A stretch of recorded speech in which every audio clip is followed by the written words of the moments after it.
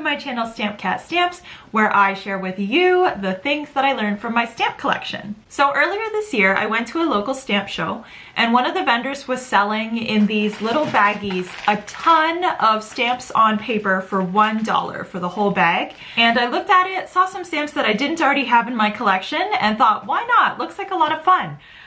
So I've sorted them into countries and I've slowly been soaking them off, and a handful of them caught my eye, and they are these beautiful stamps from Ireland. I got quite a few in the packet, which I'll show you here.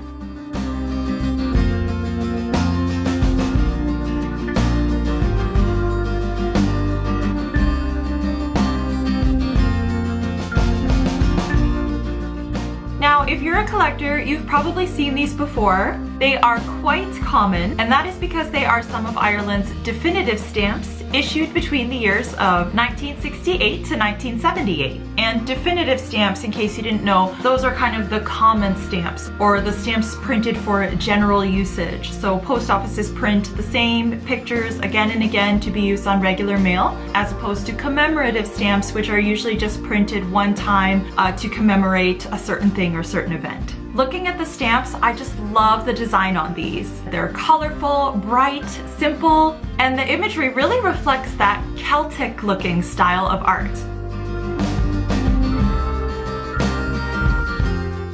These stamps are called the Gerl Definitives, based off of their designer, Heinrich Gerl from Munich, Germany. His designs are all based off of real-life historical objects made by the Celtic people. This dog stamp is based off of a brooch that was found in Killamery, Ireland, I might be saying that wrong, in Kilkenny County, which was once the site of a monastery.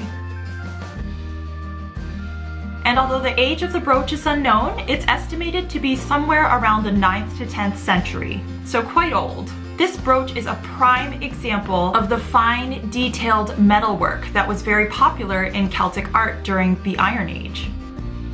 These intricately decorated brooches were used to pin up heavy clothing such as cloaks, or like the jewelry of today, just to wear on display for everyone else to see. The stag design can be found on a 7th to 8th century copper bowl from Lullingston, Kent in England, which is now on display at the British Museum. These pictures are from the British Museum website. Here the colors have been modified to better see the design, and just look how stunning the view of the underside of this bowl is. Isn't that just beautiful?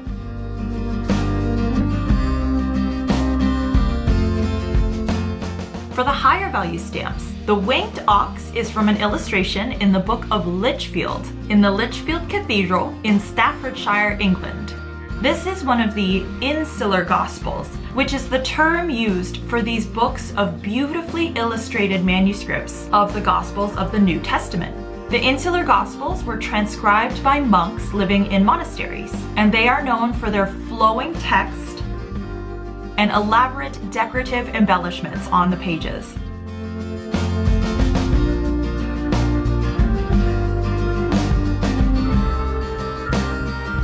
It really brings to my mind that medieval style of text, or classic fairy tale looking book.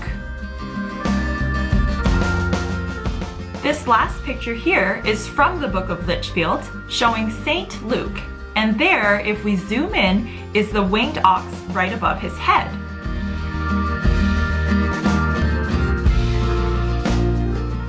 And I didn't realize that the winged ox is actually a symbol for St. Luke. Since I'm not Catholic, I didn't know that the 4 evangelist saints have symbols associated with them. St. Matthew is symbolized by a man or angel, St. Mark symbolized by the lion, St. Luke symbolized by the bull or ox, and St. John by the eagle, which brings us to our final stamp design, the Eagle of St. John, also from an insular text. This one is from the Northumbrian Gospels, which I believe are now on display at Corpus Christi College in Cambridge in the UK.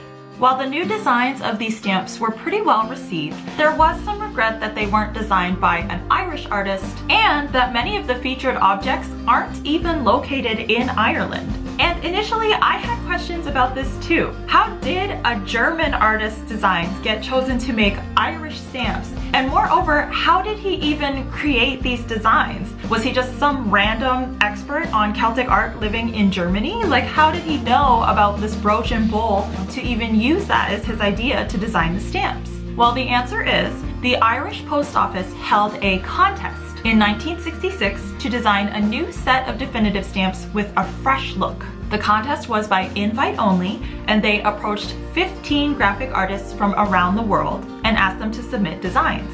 As we know, Heinrich Gerl was the winner of this competition, but how did he get his ideas for those designs?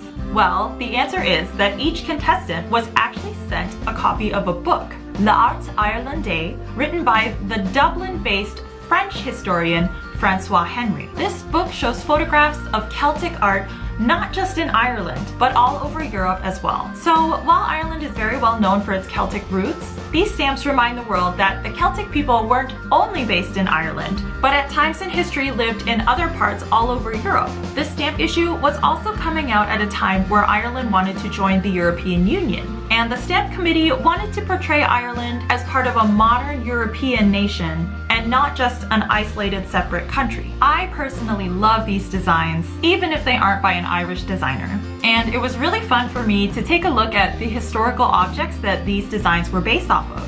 These stamps were in use during a period of inflation, as well as the currency change that happened that was decimal day. So you can find many of these definitive stamps in all different colors and values. What I have here is just a small subset of the entire series that's out there. Okay, that's it for today's episode. It's fairly short, but hopefully sweet. I hope you enjoyed learning a little bit more about these Irish stamps with me. As always, stay safe and stay curious. Bye!